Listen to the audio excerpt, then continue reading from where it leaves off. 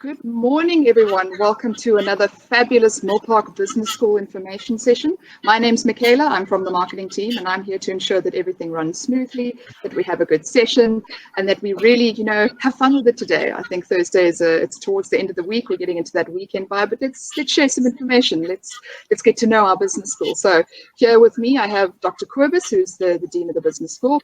He's going to give a wave there. Hello, Kobus. We have Dr. Jane Usher, who's the head of department for the business school as well, and she'll be running through most of the information today. And of course, we have our chat section on the right. I'm here to tell you about that now. And then, of course, at the bottom of the screen, we have our Ask a Question facility, which we do encourage you to post your questions there for Jane and Kobus. And of course, we have an alumni waiting in the wings. So if you guys have any questions, please post them there. Engage in the chat. Say hi. Tell us where you are. I'm sitting in Cape Town. It's a beautiful day. I like the overcast weather. And yes, I will hand over to Jane and Kobus. Thanks so much. Great. Thank you, Michaela. And good morning to everybody here. It's great that you have found the time to just spend with us, find out a little bit more about what we stand for, why we are, what is our reason for being, and just enjoy the session with us. We will be using another Mentimeter, which I'm not sure if Michaela is going to pop in and tell you about just now or just put up. But if there are any questions, let us know. And I'm going to stop talking now for a few minutes and hand over to Kobus, who's going to just give us an overview on, why are we here, what do we stand for, and what is our message to you, and why would you want to be a part of Milpark Business School with us? But Kobus, over to you. Jane, thank you very much. And good morning, everyone. It's really a wonderful opportunity to welcome you to our virtual information session, or as we like to refer to our virtual auditorium, where we frequently engage with people such as yourselves, with webinars and other workshops, etc. So, as Jane mentioned, we really appreciate you taking time out of your busy schedules to join us this morning. And let me get the conversation going by giving you a snapshot of who we are and what it is that we stand for. So Milpark Business School has been around for more than 20 years already, with a national footprint in South Africa, 2 teaching campuses, one in Claremont, Cape Town, and of course the big contact campus in Melville, Johannesburg, with our offerings being, right from the NQF level 10, that of the Doctor of Business Administration, and of course our crown jewel, so to speak, the MBA, the Master of Business Administration. And then we have 4 postgraduate diplomas as well, one in Business Administration, one in Public Administration, another in Investment Management, and another in Banking. And of course, as any other business school worth its salt, we have executive education, short courses, and finally, the consulting to industry as well. So we believe, we are convinced that we provide quality scholarship in response to Management Education 4.0 and the world of work, and that we are a key contributor to ethical and sustainable business practices informed by the Sustainable Development Goals, of which you all are very well aware of. And our mission, or our reason for being, is simply to develop ethical leaders for the common good. And friends, this mission is firmly rooted in our values of integrity, respect, excellence, and innovation. So in sum, ethical and sustainable business practices are at the heart of our teaching and research philosophy. Hence, we empower future leaders to pursue ethical and sustainable business practices, and as I said earlier, informed by the Sustainable Development Goals, or the SDGs as we refer to them. And this reason for being is built on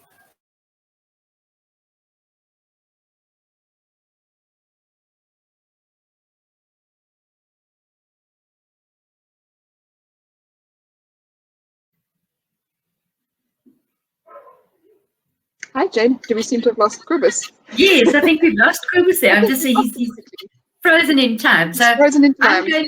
Yes, I'll take over from him now. I'm sure he'll come back any moment. Yes. So what Kobus is really saying is we are focusing on the SDGs, always an acronym that we bandy about acronyms, but that is really important from a future leader and the future of the country and the globe as well. So we are focusing on that to bring about sustainable business practice from a local community level right up into a global level. And another thing that we want to be looking at and focusing on is the environment. What do we need from the environment? What do we need to give back to the environment?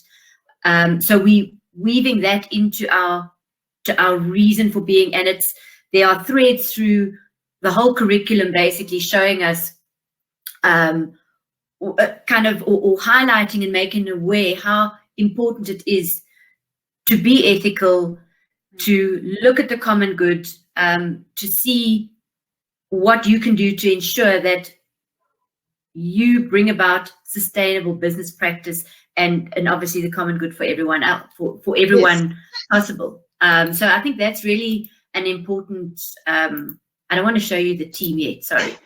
So let me jump in there, Jane. I'm going to share with the audience. So we mentioned Mentimeter. We have just recently started using this tool. It's really exciting. I'm going to share my screen. It involves you guys. It involves you guys opening up your phones, that thing that is sitting next to you that you are probably looking at social media on, and to have a look. I'm going to open it up now whilst we're waiting. Just a second, and we can focus on it. There we go. Okay. Also, just to mention, guys, that our motto is "Tomorrow is beautiful." I think Kobus was going to announce that at the end of his speech. But yes, so we are "Tomorrow is beautiful, developing ethical leaders for the common good." That's our motto, our slogan, why we get up. So, as you will see in front of you, there is a question posed to you. If you go to www.menti.com and use the code 19221632. So just to repeat, go to www.menti.com and use the code 19221632. You'll be able to answer the question, what skills do you think MBA graduates need to be a force for good in South Africa? So this will be live throughout the whole presentation. And at the end, after we finished all of our program, we're going to come back and we're going to chat more about that. I see we have Kobus back. Kobus, would you like to jump in and add anything there? Kobus, perhaps you can tell everyone about our phronesis and practical wisdom skills. Oh no! Have we lost him again? Oh, no, there we go. I was still talking away, and then I was just talking away, and then some force decided that I'm no longer allowed in this esteemed audience, and entirely cut me off. So I had to switch to another network altogether. Yeah, friends, I don't know where you stopped, where it all stopped, but maybe just again looking at just kind of summarizing that ethical and sustainable business practice, is at the very heart of our teaching and research philosophy, and to empower future leaders to pursue ethical and sustainable business practices informed by the SDGs. And this reason for being is built on the word phronesis, the ancient Greek term, which means practical wisdom, and that emphasizes not only the development of great business leaders, but leadership for, very importantly, the common good. And we are very proud of our students' achievements in a wide variety of sectors, and believe it reflects the impact that we make as a business school. I'm thinking of the most recent PMR Africa National Employer Survey on business schools offering MBA degrees in South Africa, rated Milpark Business School second in the overall rankings for 2020. And we're also very proud of being the only business school in Africa with AMBER accreditation for both our contact and online MBA. In fact, Jane and myself attended a 3-day global conference with AMBER from Monday through to yesterday, where we also actively participated, just to give you a sense of how we also engage with the other 285 schools that's got AMBO accreditation across the world, where we've also been exposed, and really connected with colleagues all over the globe. So with that, colleagues, I trust you will find this session really informative and inspirational. And Jane, thank you. Michaela, thank you for the airtime you've given me, and apologies again for the breakout. But with that, I hand back to the studio. Thank you. Awesome. Thank you so much, Kobus. So I'm going to hand over to Jane. I'll pop back down. And good luck, Jane. If you need any assistance, you know where to find me, guys. And don't forget, go to www.menti.com. We want to have a good chat after the session finishes. Over to you, Jane. Yes. So thank you, Michaela. Thank you, Kobus, for coming back. That's kind of you. So Kobus has told you a bit about what we stand for. Here is our team. This is only our full-time team that we've got pictures of on our slide, and it's we've got support people, we've got our full-time lecturers, we've got our head of departments, our program managers, and they are part of the support team that any student can go to for help, for assistance, for guidance, just for a chat sometimes. So they are part of our full-time team. And then our lecturers and facilitators that we have, they are our adjunct faculty. We've got over 35 people that lecture and facilitate for us. That's aside from our supervisors that we have for your dissertations, as well as then when you move on to your doctoral program, we have a wide variety and network of people who would be supervisors for you there. So this is just our full-time team, and hopefully you'll be getting to know each one of them a little bit later. So I'm going to quickly go over about what is unique about the program, and then I want to speak to Quinton van Rijn, who's our alumni, who's going to give you some tips and some just his experience of working through Milpark on his journey to his MBA. So looking at why would you do this? What is unique about the specific two qualifications we are talking about today? In the business school, we have two postgraduate qualifications that you can get in 3 years. It is immediate application in your work environment, in your communities, and that is what we want. We want impact. We want you to be able to show that you have an impact and that there's meaning in the work that you do. So that is your positive contribution to society, to your communities. We've got an integrated curriculum, which has got technical skills in it, from your accounting and your technical management skills that you need to know, and then through to soft skills, which we have been realizing more and more are really, really important to be successful in whatever domain in your life you need. So, and that was reiterated again at the AMBO conference, that soft skills are really, really important. These are the power skills that we want our MBA graduates to develop and to hone so that they can go out into the world and make a difference. Then we have quality scholarship, and that is really important, that you have an in-depth understanding of certain aspects, but that you can integrate many subjects and you are able to analyze and pull in ideas that are based on theories and new theories as well. So we like to encourage our students to use their own voices. So even though it's based on the knowledge that you acquire, it's your voice, because we're needing you to show your understanding and to move forward and apply what you are learning and integrating. You'll be able to analyze complex issues and appreciate alternative perspectives. And I think we may be seeing it even more and more now, where there are lots of different viewpoints on even just where we're sitting at the moment with this COVID pandemic, what is happening, and people have got all sorts of different voices. So we want to encourage you to listen to all those voices, to find the academic sources and really go into the scientifically based ideas, and then you'll be able to argue from a place of strength and knowledge and add your voice there. So we also encourage an evaluation of local, national and global issues in relation to 4IR, where we are, and then the SDGs, as we've said. We want you to be creative and imaginative in your solution and problem solving, and they need to be credible. It's not just pie in the sky. So we're bringing together your more abstract creative areas with your technical skills.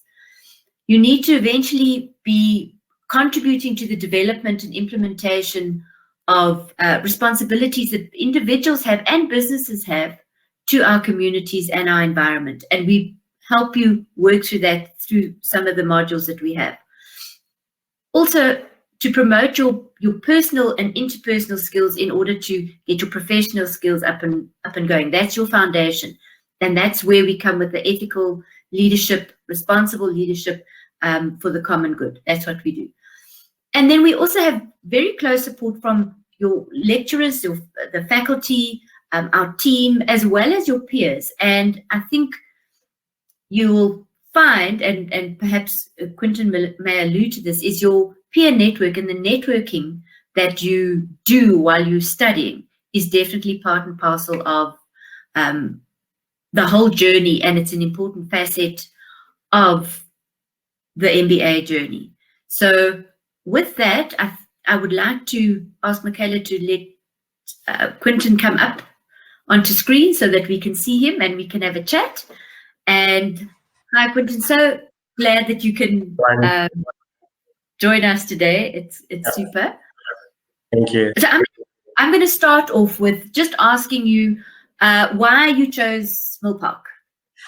At the time, I had quite a few colleagues at work that were studying through Milpark, either postgrad or MBA, and deciding on business schools. I had a chat with them, and they just said that the experience was, next to nothing, and uncomparable to anything that they've had before.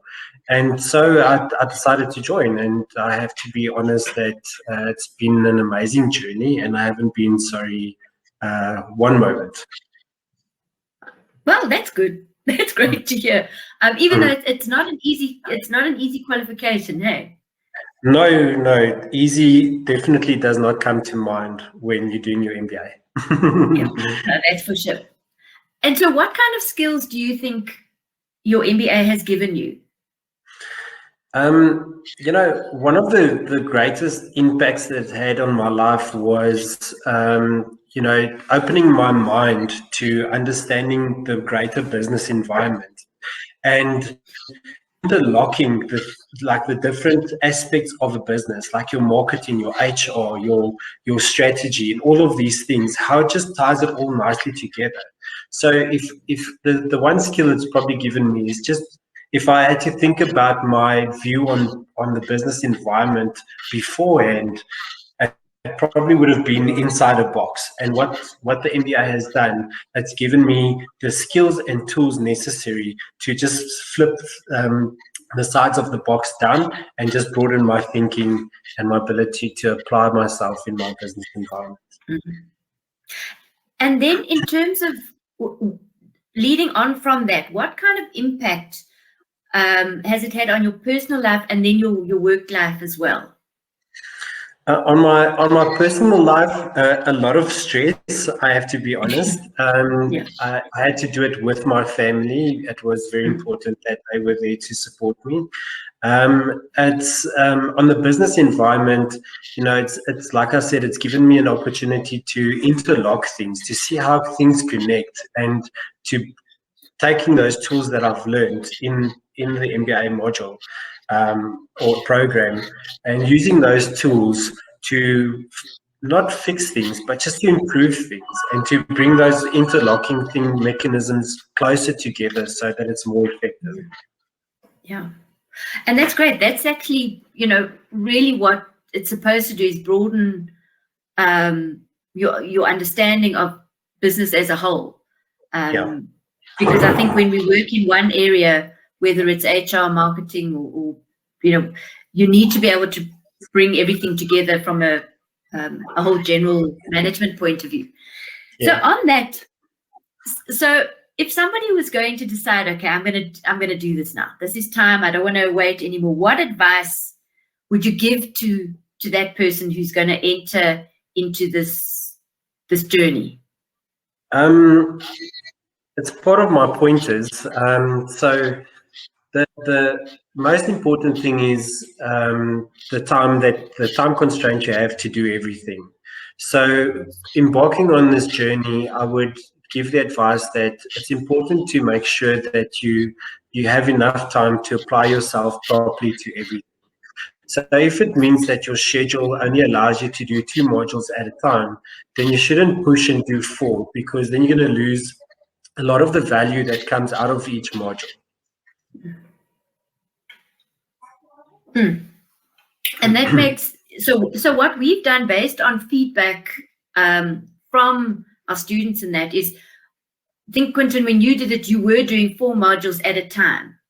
And that is a huge mountain of work to be doing at one time, because you've got 4 assignments happening within a week and then your exams and that. So based on feedback from all of you, we've actually changed the way we're doing it now. And the people now, and you're going to say, oh, they're so lucky. They've got 2 modules to do at a time in a shorter space of time. So we've compacted it into like 10 weeks, 10 weeks. So they still do the same amount of modules in a year. But I think we've streamlined it so. And because of what you were saying, is to get that deep value out of each module and then be able to integrate it with the next module, you know. So do you think that would... That changed towards the end of my journey with Milpark. And I must say it was a lot better, because instead of you having to focus on 4 modules at a time, you get to focus on 2, complete them, and move on to the next 2. So definitely, it was a great benefit to us. Yeah. No, so I'm glad that, and we have had feedback that it has. So I think from your group where it did move, that's where we got the, oh, okay, it has made a difference. Whereas new people coming in, it's, they don't know that the difference between the 4 modules and the 2 modules. So, and you don't want to know the difference. No, you don't need to know. What you have now is good, trust me. Yeah, that's good to know. Then also looking at support structures, because as you mentioned, your family needed to kind of do it with you. Yeah. So what support structures in your life did you put in place, and why did you put them in place, and how did you work with that? Because it's a very important part of this MBA. Yeah, I think from a family perspective, yes, your family definitely has to be there to support you, and because you're going to spend a lot of time in doing assignments and studying and so on. So they need to know that, you know, there's going to be times when you're not going to be as actively involved with them as you might have been before. And then the other support structures I put in place was at work. I think that was also invaluable, because my superiors and executives knew exactly what I was doing, and it allowed them to also pace the amount of work that they give me, so that I can also balance it a bit more effectively. And they also gave me opportunity to do some assignments during work if I've on the odd occasion that I found spare time, which also helped a lot. So having that engagement or that relationship with your manager or leaders is really important as well. Yeah, and I think that's definitely what we found is often the companies supporting you, you know, and then but when it comes to crunch time and you need to get that assignment in, or you know, sometimes there can be issues. So you need to really make sure that you've communicated really well as to what your needs are there. Yeah. And then just looking at, your experience with any of the support structures within Milpark, your program managers, how did you experience that? Lecturers, program managers? It honestly seemed as though they were available 24/7, because whenever I had a question about something, the responses came back like super quick. The lecturers were always open for discussions between breaks or after class, or even on email, or sometimes on the odd occasion cell phones. You know, they always made themselves available to help you through the journey, which really helps a lot.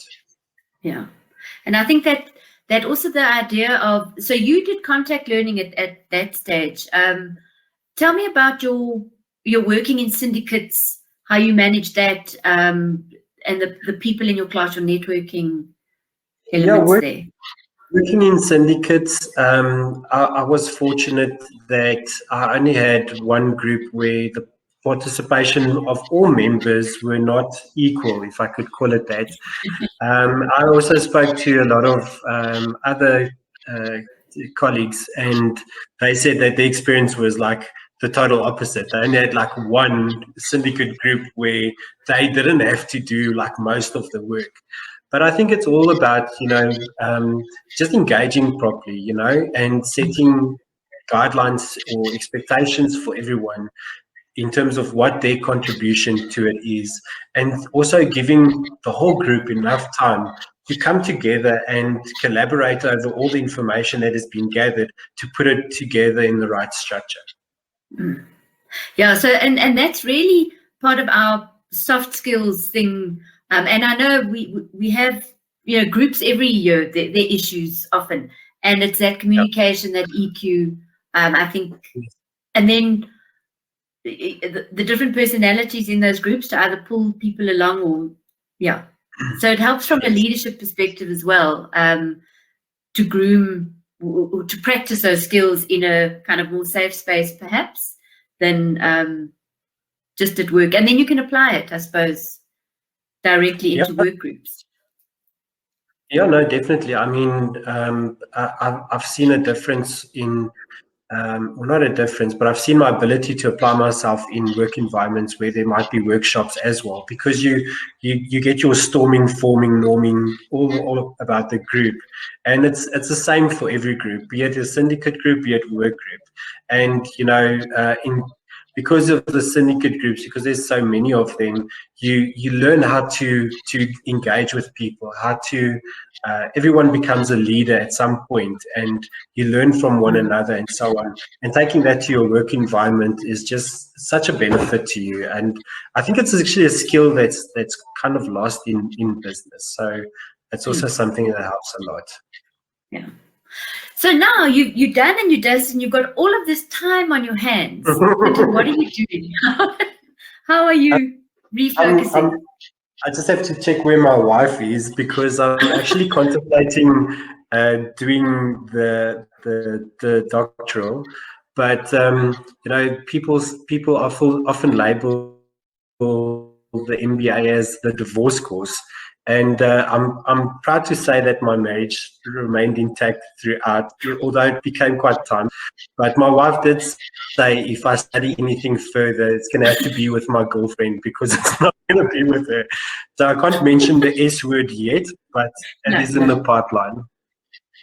That's good. That's great to know that you also, that it's fostered this kind of lifelong learning that you want to carry on, on doing something. Yes, definitely. Something, yeah. So you can start thinking about topics. Yeah. And I think we can see it now, how moving to, we've suddenly all had to acquire these new skills in terms of online living in a way. So we need to do that on different levels. So you're taking a bit of a break for this year. You're not going to... Definitely this year, and then you can start thinking about it. That's great. Quentin, thank you so much. We really do appreciate you being part of this, being part of our alumni, and just giving back to fellow students that are along the journey. And I'm sure we'll be calling on you to have a chat to other students. That'll be great. Anytime. Super. Thank you so much, Quentin. Thanks a lot. We'll be in touch. Thanks so much. Great. So now I just wanted to quickly tell everybody about our payments and our funding. We've now got a really good opportunity through Capitec, who are able to help you secure your future in terms of really low discounted interest rates, and they can assist you looking at your finances in terms of how you're going to go about carrying on with your studies. So please, it is on our website. If you want to contact Untitled to find out about this, she can also tell you. And we encourage you to look at those kind of funding options that there may be. Okay, and then also, just to let you know, we would love you to have a one-on-one meeting with either Untitled or with Kobus or me. We can set up a call to chat to you. But for the nitty-gritty details, if you go to Milpark's website, it's there on the screen.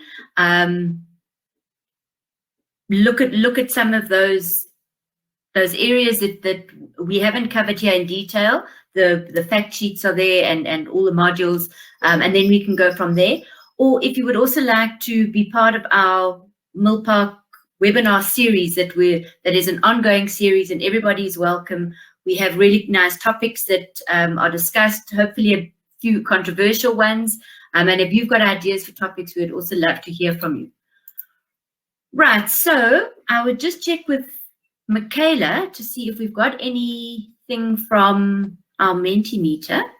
Yes, Jane, we do. And I actually want to I actually want to bring back Kobus because there's I'm sure you guys can have a great chat about what has been shown. So let me quickly. I have also popped in the chat, guys, the link to our study funding page, as Jane says. Please go have a look there. It's a great opportunity. Yeah, get started on your learning journey now. That's what you say. So let me just share my screen. Is Kobus back? Kobus is back. He's here. Great. Okay, so let me open the right tab because I should do that. And let me know when you can see it. It should be shortly. Okay, so I see it is up. We have quite a few amazing things. So the question, guys, was what skills do you think MBA graduates need to be a force for good in South Africa? So I hand over to you, Jane and Kobus, to start chatting through some of the answers there. Yes. Can you see Kobus, yes. So I'm going to look at one that stood out for me above all, kindness. Wow, I think that is a really, really good point. I think we underestimate the value of kindness. So I know it's not a typical MBA association. However, looking at from a global perspective, what was being talked about yesterday, Kobus, or the last 3 days, in terms of social impact, the importance of sustainability. If we think about, and it's really, these answers here are fantastic. So ethics, understanding of business, you need to be able to love reading and different readings. If you are kind and you're thinking about other people and the common good and you're being ethical, that to my mind incorporates that kindness element. And then just commenting again on the leadership skills. Again, it works with so many of these answers here, and that we do highlight in the MBA, from the postgrad throughout to the MBA and the DBA, your leadership skills. How can you think strategically? How can you be creative? All of this comes through, and working in your groups with your group members, whether you're doing contact learning online at the moment or distance learning online, all of those elements do come into play. So, Kobus, your view on some of those aspects? Yeah, I'm reflecting deeply as I read the words there and really resonating with me, and it's evident that our audience are very, very well attuned with the context that we find ourselves in as a country, but not only as a country, also as a continent.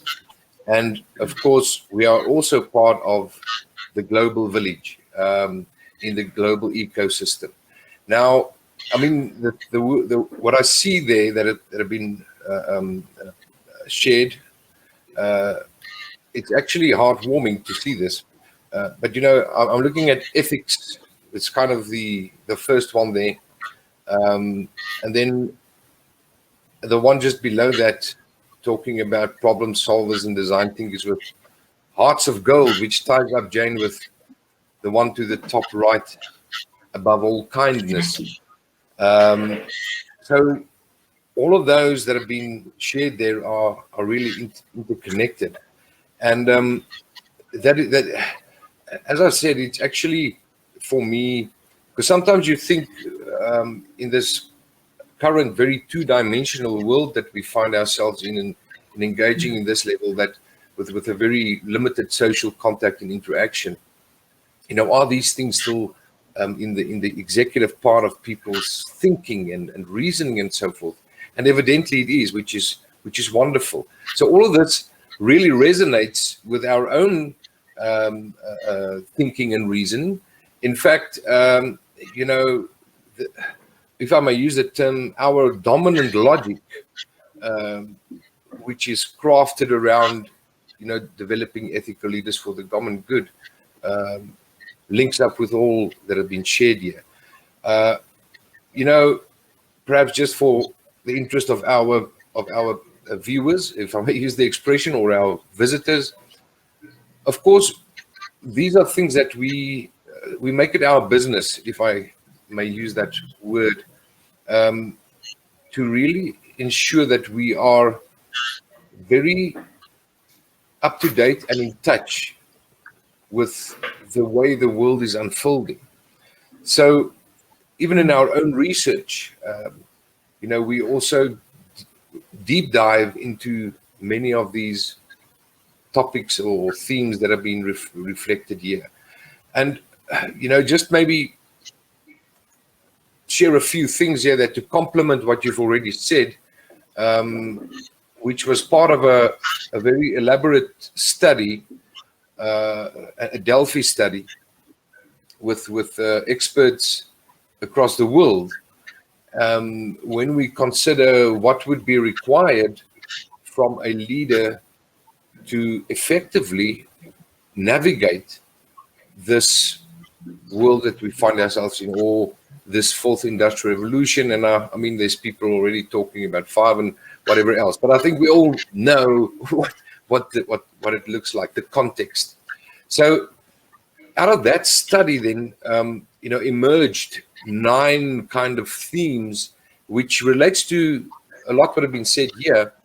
I don't want to bore you now with a lot of theory, but some of the important things, that have complex problem solving, and that leading into judgment, and that's where the phronesis or the practical wisdom comes in.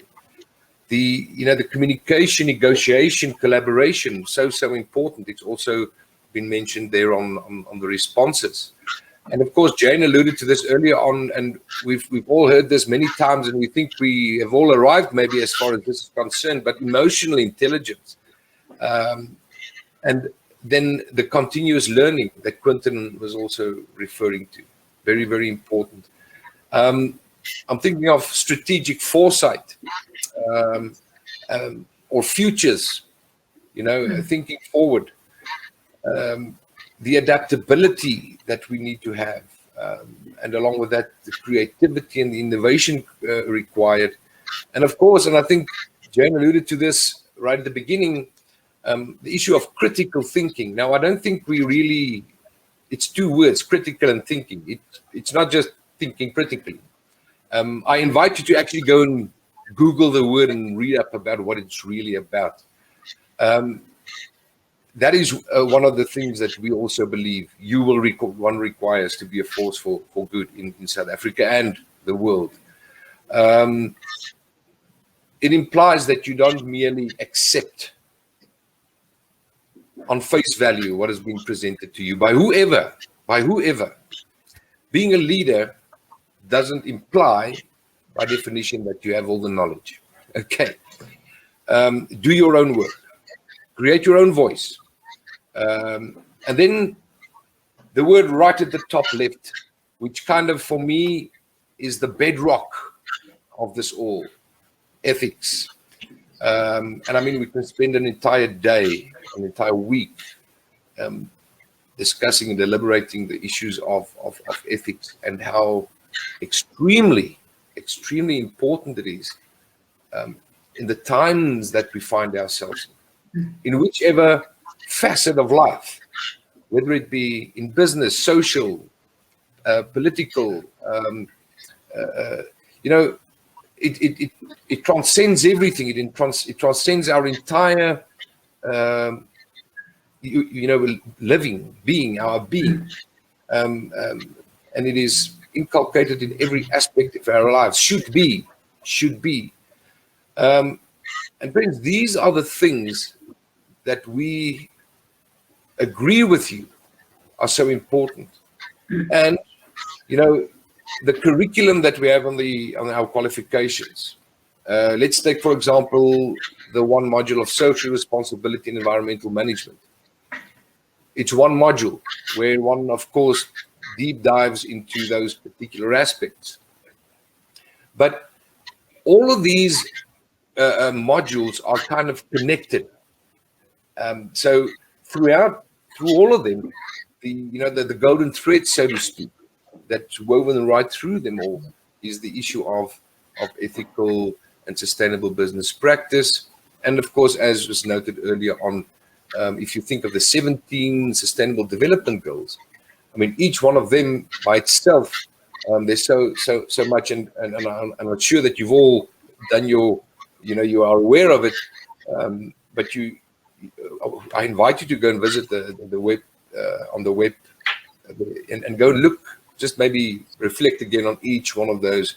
So, and our endeavor in our teaching and our learning, as I've said earlier on, as well as our research, is really to look at each one of those 17 components. In fact, we're currently involved in a research project, Jane and myself, where we are looking at, the South African business school sector, how we've integrated the Sustainable Development Goals in our curriculum and our teaching and learning and so forth. So I think, sorry, I'm running away here on a tangent. I just want to, well, on the one end, what I'm seeing and mirroring here is that people are very aware of what is required to be a force for good. And on the other end, I want to offer ourselves as a partner for those that want to pursue honing their skills as far as these are concerned that people have shared here with us.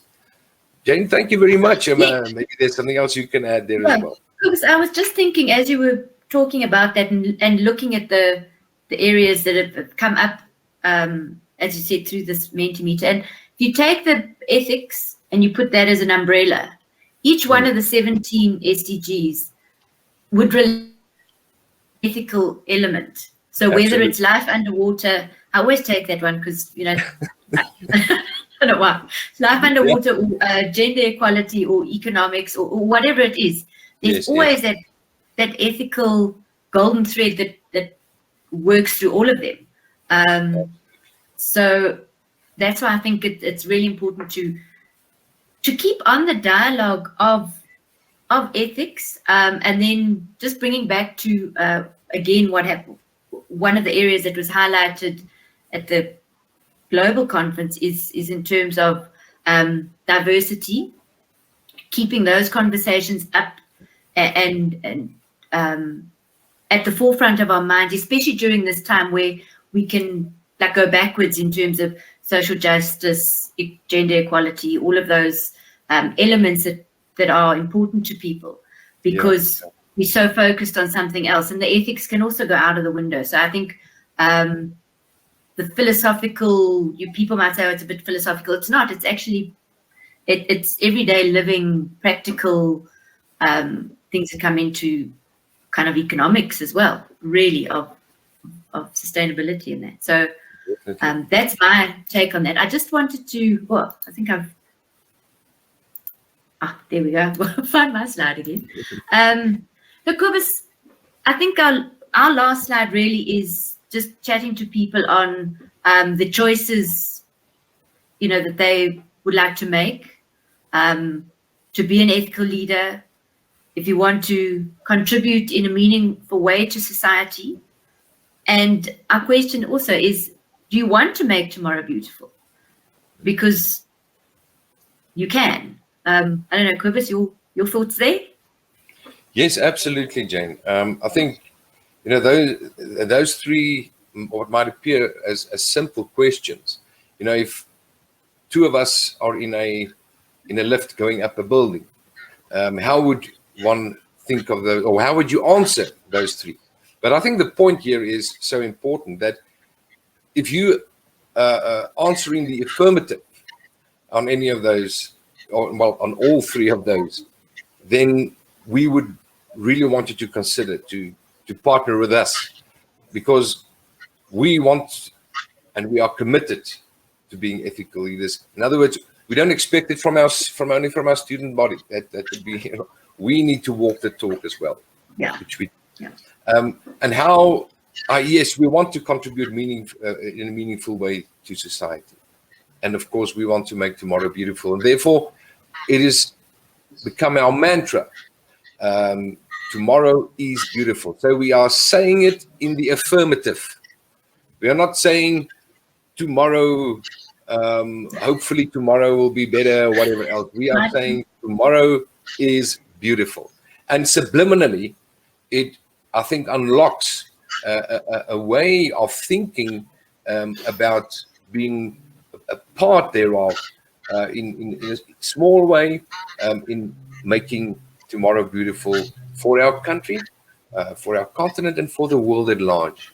Because we've been bombarded, or we are bombarded every day, and you've all got these apps, and it's info coming in through Twitter, through LinkedIn, through Facebook, through your emails everywhere, and you know, people speaking sadness and dark, you know, doom and gloom and whatever else. And the risk there is fear, is that fear can so paralyze you that you do nothing. And our appeal would be, and that's why, you know, we are looking for the student partners, because we're in this journey together. It's not, you know, like the students are on one track and we're on the other track. We're in the same train. We're in the same train that's on this track. So, you know, Jane, just to reiterate, if these are the affirmatives on those questions, yes, that would indeed be the kind of individuals that we want to be associate ourselves with. Definitely. Thank you, Kobus, and thanks for that.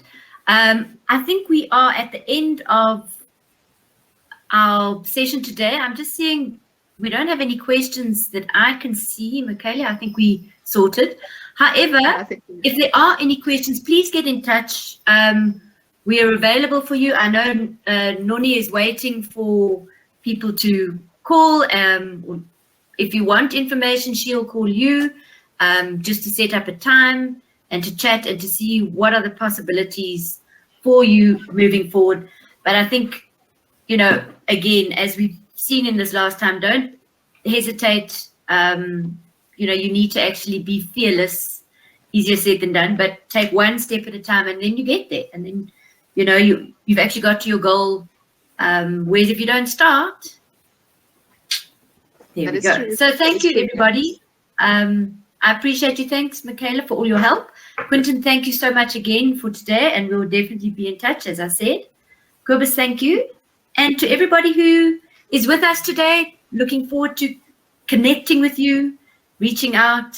Back. So don't forget, we do have a poll live. If you do want us to contact you, please just say yes. We're ready to say yes to those questions. Say yes on the poll. As Jane said, thank you to everyone who has visited us today. It is recorded. If you guys want to share this talk, you know, you think, oh, this was amazing, I need to go and tell someone about this. It is recorded. Don't worry, automatically. Same link.